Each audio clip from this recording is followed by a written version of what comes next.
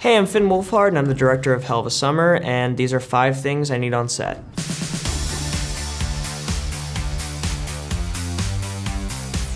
What is the food or snack you like to have on set? I didn't drink coffee actually at all before this, and then because we shot so many nights on this, I started drinking coffee. But it was this really disgusting coffee that I don't know if you guys have this in America. Do you guys have milkshakes that you get at gas stations that are in bottles and they're based off candy bars? I don't know if it's just a Canadian thing, I don't know, but at the time, this gas station, it would have whatever, a Kit Kat milkshake, and I would literally use that as the milk. And that's what I would drink every night. Yeah, mine's better. No, it isn't. Milkshakes? Yum.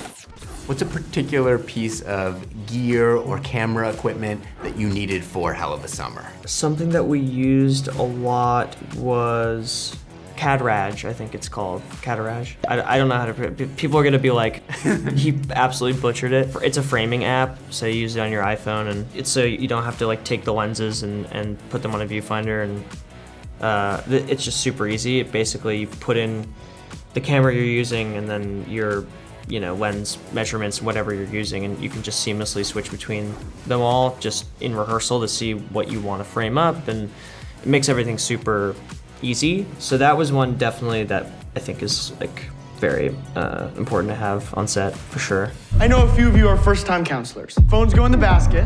Who's your lifeline on set? Who's the person you need? Specifically on this movie, my co-director, obviously, Billy Brick, and then my childhood best friend was our director's assistant, and Fred as well. Fred Hechinger was also a huge lifeline and the heart of the movie. What did you see him in before that you felt like you had to have him for this? He had a small scene in 8th grade where I just remember being well, this guy's amazing. He's so natural and funny. And then obviously, he's in White Lotus. And I saw also, he was in a Zach Wood short called David. He's just so funny in it.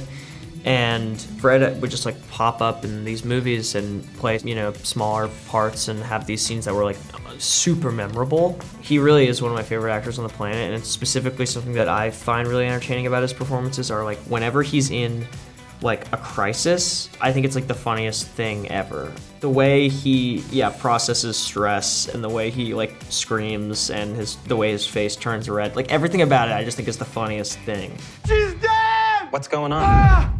What's the music you need on set?